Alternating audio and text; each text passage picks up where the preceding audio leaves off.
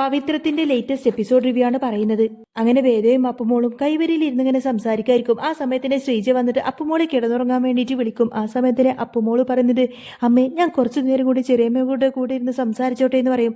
അന്നേരം വേദ പറയുന്നത്, മോളെ സമയം കുറേ ആയില്ലേ, മോൾ അമ്മയുടെ കൂടെ കിടന്നുറങ്ങാൻ ചെല്ലിയെന്ന് പറയുന്ന സമയത്തിന് എന്നാ ഗുഡ് നൈറ്റ് ചെറിയമ്മ എന്നൊക്കെ പറഞ്ഞുകൊണ്ടായിരിക്കട്ടെ അപ്പുമോള് ശ്രീജയുടെ കൂടെ കിടന്നുറങ്ങാൻ വേണ്ടിയിട്ട് പോകുന്നത്. വേദ അങ്ങനെ വിക്രമിനെയും പ്രതീക്ഷിച്ച് ആ ഒരു കൈവരിയിൽ തന്നെ വിക്രമിനെ കാത്തിരിക്കായിരിക്കും. അങ്ങനെ ഫോണിൽ നോക്കുന്ന സമയത്തായിരിക്കും വിക്രമിനെ കുറിച്ചുള്ള വാർത്തയെല്ലാം വേദ കേൾക്കുന്നത്.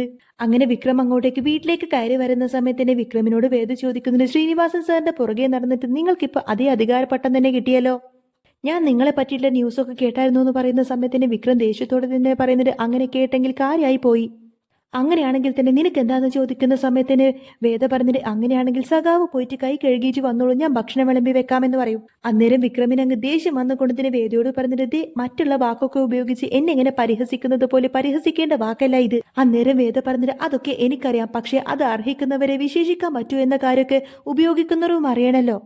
അന്നേരം വിക്രം ചോദിക്കുന്നുണ്ട്, നീ എന്താടി എന്നെ താങ്ങിയതാണോ, എനിക്കതിനുള്ള അർഹതയില്ല എന്നാണോ നീ പറഞ്ഞു വരുന്നത്? അന്നേരം വേദ പറഞ്ഞിട്ട്, അതൊക്കെ സ്വയം ചിന്തിച്ചു നോക്കണമെന്ന് പറയുന്ന സമയത്തിന് വിക്രം പറയുന്നുണ്ട്, ഇതൊന്നും ഒരിക്കലും ഞാൻ ആഗ്രഹിച്ച് നേടിയെടുത്തതൊന്നും അല്ല, ഈ കാര്യങ്ങളൊന്നും ഞാൻ പോലും അറിഞ്ഞിട്ടില്ല, കുറച്ചു മുന്നേ ഞാൻ ഈ കാര്യങ്ങളൊക്കെ അറിഞ്ഞത്. എനിക്ക് ഏതായാലും ശ്രീനിവാസൻ സാർ ഇങ്ങനെ ഒരു ഓഫർ തരുന്ന സമയത്തിന് അദ്ദേഹത്തെ നിരസിക്കാനൊന്നും എനിക്ക് കഴിയില്ല, അതുകൊണ്ടാണ് ഞാനിങ്ങനെയെന്ന് പറയുന്ന സമയത്തിന് വേദ പറയുന്നുണ്ട്, ഓഹോ അങ്ങനെയാണെങ്കിൽ പിന്നെ നിങ്ങളുടെ ജോലി ഭാരം ഇത്തിരി കൂടുമല്ലോ, ഇനിയിപ്പോ എല്ലാത്തിനും കൂടെ നിങ്ങൾക്ക് എങ്ങനെയാ സമയം കിട്ടുന്നത് എന്നിങ്ങനെ വേദ കളിയാക്കി ചോദിക്കുന്ന സമയത്തിന് വിക്രത്തിന് അങ്ങ് ദേഷ്യം വന്നുകൊണ്ട് തന്നെ പറഞ്ഞിട്ട്, നിർത്തടി നിന്റെ സംസാരം, നീ എങ്ങോട്ടേക്കായി ചൊറിഞ്ഞു കയറി വരുന്നത്, ഇങ്ങനെയുള്ള കാര്യങ്ങളൊക്കെ എന്ത് ചെയ്യണം എന്ത് വേണമെന്നൊക്കെ എനിക്കറിയാമെന്ന് പറയും. വേദ പറഞ്ഞിട്ട്, നിങ്ങൾ ഇങ്ങനെ ഓരോ കാര്യങ്ങളൊക്കെ കാണിച്ചു കൂട്ടത്തിന്റെ ഫലമാണ് ഇവിടെ വീട്ടുകാരൊക്കെ അനുഭവിക്കുന്നത് എന്ന് പറയുന്ന സമയത്തിന് വിക്രം പറയുന്നിട്ട്, അതിന് ഞാനൊന്നും കാണിച്ചു കൂട്ടിയിട്ടില്ല, ഞാൻ കാരണം ആരും ഇവിടെ അനുഭവിക്കുന്നില്ല എന്ന് പറയും. അന്നേരം വേദ പറയുന്നത്, നിങ്ങൾക്ക് ഒരുപാട് ശത്രുക്കളൊക്കെ കാണും, പക്ഷെ അവരുടെ ലക്ഷ്യം ഒരിക്കലും നിങ്ങളല്ല, നിങ്ങളുടെ വീട്ടുകാരാണ്, അല്ലെങ്കിൽ തന്നെ നിങ്ങൾ കാരണം ഒരുപാടധികം വിഷമിക്കുന്നുണ്ട് നിങ്ങളുടെ അച്ഛനും അമ്മയൊക്കെ, അതിന്റെ കൂടെ ഇനിയും നിങ്ങളായിട്ട് അവരെങ്ങനെ വിഷമിപ്പിക്കരുത്. വിക്രം ചോദിക്കുന്നുണ്ട്, അതിന് മാത്രം എൻ്റെ അച്ഛനും അമ്മക്കും ഇപ്പൊ എന്താ സംഭവിച്ചത് എന്ന് ചോദിക്കുന്ന സമയത്തിന് സുധാകര മാഷിന് സംഭവിച്ച ആ ഒരു കാര്യത്തെ പറ്റിയിട്ട് പറഞ്ഞു കൊടുക്കട്ടെ വേദ. അപ്പുമോൾക്ക് കളിപ്പാട്ടം വാങ്ങാൻ വേണ്ടിയിട്ട് അച്ഛൻ കവലയിലെ കടയിലേക്ക് പോയ സമയത്തിന് ഒരു ഓട്ടോ വന്നിട്ട് അച്ഛനെ തള്ളിയിട്ടുന്നു. ഭാഗ്യം കൊണ്ട് മാഷിനൊന്നും സംഭവിച്ചില്ല, കഷ്ടിച്ചാ രക്ഷപ്പെട്ടതെന്ന് പറയുന്ന സമയത്തിന് വിക്രത്തിനങ്ങ് വല്ലാതാവട്ടോ. എന്നിട്ട് എൻ്റെ അച്ഛൻ എന്താ സംഭവിച്ചതെന്ന് ചോദിക്കും.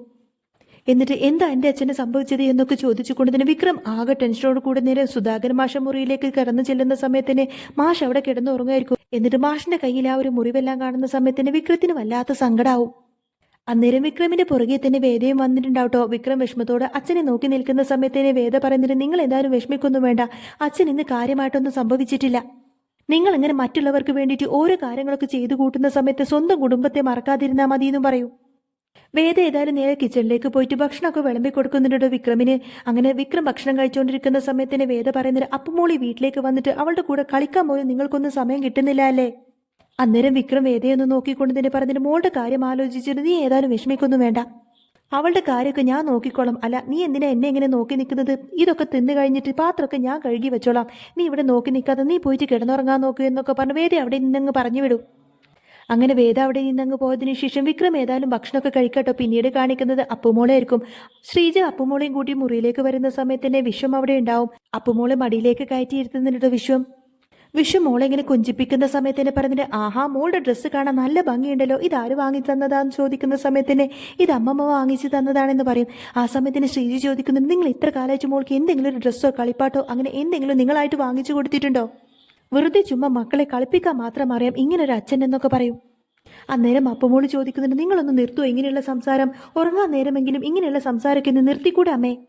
അന്നേരം വിശ്വം പറഞ്ഞിട്ട്, മോള് പറയുന്നത് കേട്ടില്ലേ ശ്രീജയെ, നീ ഏതായാലും ഇനി മോളെ സങ്കടപ്പെടുത്താൻ വേണ്ടിയിട്ടൊന്നും പറയണ്ടെന്ന് പറയും. അന്നേരം തന്നെ അപ്പുമോള് പറഞ്ഞിട്ട്, എത്ര നാളായി ഞാൻ എൻ്റെ അച്ഛൻ്റെയും അമ്മയുടെയും കൂടെയൊക്കെ ഒന്ന് കിടന്നുറങ്ങിയിട്ട്, ഇന്ന് ഏതായാലും ഞാൻ എൻ്റെ അച്ഛനെയും അമ്മയും കെട്ടിപ്പിടിച്ച് കിടന്നുറങ്ങും, അല്ലേ അമ്മേ അല്ല അച്ഛാന്ന് ചോദിക്കുന്ന സമയത്തിന് വിശ്വനും ശ്രീജി ഇങ്ങനെ പരസ്പരം നോക്കട്ടോ അപ്പുമോളെ നോക്കിയിട്ട്. അങ്ങനെ അന്നത്തെ ആ ഒരു രാത്രി 3 പേരും ഒത്തൊരുമിച്ച് ഭയങ്കര സന്തോഷത്തോടു കൂടി തന്നെ ആയിരിക്കട്ടോ കിടന്നുറങ്ങുന്നത്. പിന്നീട് കാണിക്കുന്നത് വേദയുടെ വീരായിരിക്കും. വേദയുടെ അമ്മ ഇങ്ങനെ അച്ഛനോട് പറയുന്നത്, വേദമോളുടെയും വിക്രത്തിന്റെ കല്യാണം നമുക്കിനി ഒന്നുകൂടെ നടത്തണമെന്ന് പറയും. എന്നാൽ ഇത് കേട്ടുകൊണ്ടതിന് ശങ്കരനാരായണൻ ചോദിക്കുന്നുണ്ട്, എന്ത് ഇനിയും അവർക്കൊരു കല്യാണമെന്ന് ചോദിക്കും. അന്നേരം പത്മം പറയുന്നത്, നമ്മുടെ മനസ്സിൽ ഇപ്പോഴും അവരുടെ വിവാഹം നടന്നിട്ടില്ല, അതുകൊണ്ട് അവരുടെ രണ്ടുപേരുടെയും വിവാഹം നമുക്കുമൊന്ന് കാണേണ്ടേ. വിക്രം അന്ന് അമ്പലത്തിൽ വെച്ച് അവളുടെ കഴുത്തിലൊരു താലി കെട്ടിയെന്നേ ഉള്ളൂ, എന്നിട്ട് അതുപോലും നമുക്കൊന്ന് കണ്ടു നിൽക്കാൻ പോലും കഴിഞ്ഞില്ല.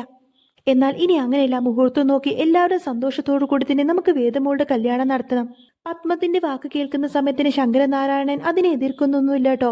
ശങ്കരനാരായണൻ പറയുന്നത്, അങ്ങനെയാണെങ്കിൽ നീ ഒരു തീയതി നിശ്ചയിക്ക്, എന്നിട്ട് വേദമോളുടെ വീട്ടിൽ പോയിട്ട് ഈ ഒരു കാര്യങ്ങളൊക്കെ സംസാരിക്കും, വിക്രത്തിന്റെ വീട്ടുകാരോട് ഇതിനെ പറ്റിയിട്ടൊക്കെ സംസാരിക്കുക എന്ന് പറയും. അപ്പൊ പത്മം പറയുന്നത്, അങ്ങനെയാണെങ്കിൽ ഞാനും അമ്മയും നാളെ തന്നെ വിക്രത്തിന്റെ വീട്ടിലേക്ക് ഈ ഒരു കാര്യം അവതരിപ്പിക്കാൻ വേണ്ടി പോകുമെന്ന് പറയുന്ന സമയത്തന്നെ അങ്ങനെ ആവട്ടെ എന്ന് പറയാട്ടോ ശങ്കരനാരായണൻ.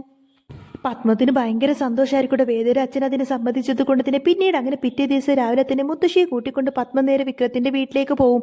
എന്നാൽ അപ്പുമോൾ അവിടെ ഇങ്ങനെ കളിക്കുന്നത് കാണുന്ന സമയത്തിന് ഇവരാദ്യമായിട്ടാണല്ലോ അപ്പുമോളെ കാണുന്നത്. ആഹാ, മോളെ ഞങ്ങൾ ആദ്യമായിട്ടാണല്ലോ കാണുന്നത്, എന്താ മോളുടെ പേര് എന്ന് പറയുന്ന സമയത്തിന് അപർണ. അപ്പുമോളാണെന്ന് പറയും. അങ്ങനെ വേദ പുറത്തേക്ക് വന്ന് നോക്കുന്ന സമയത്താരെ കൂടെ അമ്മയും മുത്തശ്ശിയും കാണുന്നത്. അവരെ കാണുന്ന സമയത്തിന് വേദക്ക് ഭയങ്കര സന്തോഷമായിട്ട് ഓടിപ്പോയിട്ട് ഇങ്ങനെ കെട്ടിപ്പിടിക്കും. എന്നിട്ട് ചോദിക്കുന്നത്, അല്ല മുത്തശ്ശി ഇങ്ങോട്ടേക്ക് വരുന്ന കാര്യം എന്നോടൊന്നും പറഞ്ഞില്ലല്ലോ എന്ന് ചോദിക്കുന്ന സമയത്തിന്, മോൾക്കൊന്ന് സർപ്രൈസ് തരാൻ വേണ്ടിയിട്ട് വന്നതാണെന്ന് പറയും. സുഖാണ് മുത്തശ്ശി എന്ന് ചോദിക്കുന്ന സമയത്തിന്, എല്ലാവരും സുഖമായിട്ട് ഇരിക്കുന്നു മോളെ. അപ്പോൾ അച്ഛൻ എന്തു പറയുന്നു എന്ന് ചോദിക്കുന്ന സമയത്തിന്, അച്ഛന് സുഖമായിട്ടിരിക്കുന്നു, മോളെ കാണാൻ അച്ഛന് നല്ല ആഗ്രഹമുണ്ട്, പക്ഷേ ഇങ്ങോട്ടേക്ക് വരാനുള്ള മടി കാരണം മാത്രമാണ് അച്ഛൻ ഇങ്ങോട്ടേക്ക് വരാതിരുന്നത്. എന്നിട്ട് ആ കുഞ്ഞിനെ കാണുന്ന സമയത്തിന്, ഇതാരാ വേദ മോളെ എന്ന് ചോദിക്കുന്ന സമയത്തിന് വേദ പറഞ്ഞു കൊടുക്കുന്നുണ്ട്, ഇത് വിശ്വേട്ടൻ്റെ മോളാണ്, ശ്രീചേരത്തിൻ്റെ കുട്ടി.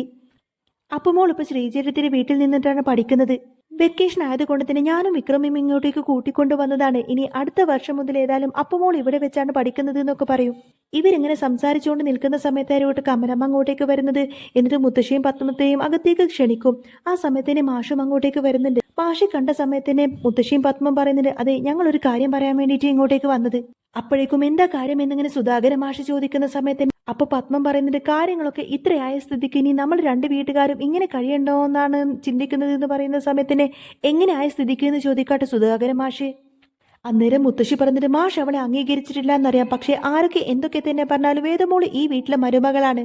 വിക്രം താലി കെട്ടിയ പെണ്ണാണ് വേദ, അതുകൊണ്ടാണ് മാഷി ഞങ്ങൾ ഇങ്ങനെയൊക്കെ പറയുന്നത്.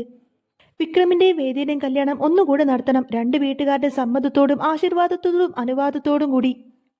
അത് കാണാൻ ഞങ്ങൾക്ക് നല്ല ആഗ്രഹമുണ്ട്, അതുകൊണ്ടാണ് മാഷി ഞങ്ങൾ ഇങ്ങനെയൊക്കെ പറയുന്നത് എന്നൊക്കെ പറയട്ടെ മുത്തശ്ശി. അന്നേരം മാഷി ചോദിക്കുന്നുണ്ട്, നിങ്ങൾ എന്തൊക്കെയാണ് ഈ വിളിച്ചു പറയുന്നത്? വിക്രമനെ പറ്റിയിട്ട് എല്ലാ കാര്യങ്ങളും അറിഞ്ഞു വെച്ചുകൊണ്ട് തന്നെയാണ് നിങ്ങൾ ഇങ്ങനെയൊക്കെ പറയുന്നത്. നിങ്ങൾ വിചാരിക്കുന്നത് പോലെയുള്ളൊരു കുടുംബമൊന്നുമല്ല എൻ്റെ കുടുംബം. എനിക്കൊരു ഗവൺമെൻറ് ജോലി ഉണ്ടെങ്കിൽ പോലും എൻ്റെ വീട്ടിലെ കൃഷിപ്പണിയും മറ്റൊക്കെ ചെയ്തിട്ടാണ് ഞാൻ എൻ്റെ ജീവിതം മുന്നോട്ട് കൊണ്ടുപോകുന്നത്. നിങ്ങളെ കുടുംബത്തിലെ പോലൊരു പെൺകുട്ടി ഈ വീട്ടിലെ മരുമകളാകാൻ ഞാനോ എൻ്റെ വീട്ടുകാരോ ഒട്ടും തന്നെ ആഗ്രഹിക്കുന്നില്ല. അന്നേരം മുത്തശ്ശി പറയുന്നുണ്ട്, ഇനി അതൊന്നും പറഞ്ഞിട്ട് കാര്യമില്ല സുധാകര മാഷേ. വിക്രമിൻ്റെയും വേദമോളുടെ ജീവിതത്തിൽ ഇനി ഏതായാലും നല്ലതേ സംഭവിക്കുള്ളൂ. ദൈവമായിട്ട് കൂട്ടിച്ചേർത്തതാണ് അവരെ, അതുകൊണ്ട് തന്നെ അവരുടെ രണ്ടുപേരുടെയും കല്യാണത്തിന് സുധാകര മാഷ് സമ്മതിക്കണം. അന്നേരം മാഷി ചോദിക്കുന്നുണ്ട്, ഞാൻ അതിനെ സമ്മതിച്ചാൽ പോലും വിക്രം അതിനെ സമ്മതിക്കുമെന്ന് നിങ്ങൾക്ക് തോന്നുന്നുണ്ടോ? അന്നേരം പത്മം പറയുന്നുണ്ട്, വിക്രമിന് ഏതായാലും ഇനി അത് സമ്മതിച്ചില്ലേ പറ്റൂ.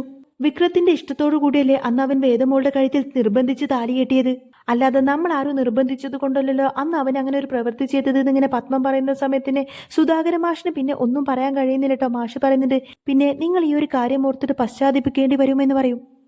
മാഷിന്റെ വാക്ക് കേട്ട് എന്ത് തീരുമാനമെടുക്കണമെന്നൊക്കെ ചിന്തിച്ച് മുത്തശ്ശി ആകെ ടെൻഷനോടെ നിൽക്കുന്ന സമയത്തിന് വേദ പറയുന്നുണ്ട്, വിക്രമിന്റെ ഭാര്യയായിട്ട് ജീവിതകാലം മുഴുവൻ ഈ വീട്ടിൽ ജീവിക്കണമെന്ന് തന്നെയാണ് എൻ്റെ ആഗ്രഹമെന്ന് പറയും. അപ്പോഴേക്കും വേദയുടെ മറുപടി കേൾക്കുന്ന സമയത്തിന് സുധാകര മാഷ് എന്ത് മറുപടി പറയണമെന്നറിയാതെ അതിനെപ്പറ്റി ഇങ്ങനെ ചിന്തിച്ച് നിൽക്കുന്നതും കാണിച്ചുകൊണ്ടാണ് കേട്ടോ എപ്പിസോഡ് പൂർണ്ണമാവുന്നത്. അപ്പോൾ നിങ്ങൾക്ക് ഈ ഒരു ചാനൽ ഇഷ്ടമായി എന്നുണ്ടെങ്കിൽ എന്നും ഇതേപോലത്തെ റിവ്യൂസൊക്കെ കേൾക്കാൻ താല്പര്യമുണ്ടെങ്കിൽ തീർച്ചയായിട്ടും നിങ്ങൾ എൻ്റെ ചാനൽ സബ്സ്ക്രൈബ് ചെയ്ത് സപ്പോർട്ട് ചെയ്യാൻ മറക്കല്ലേ.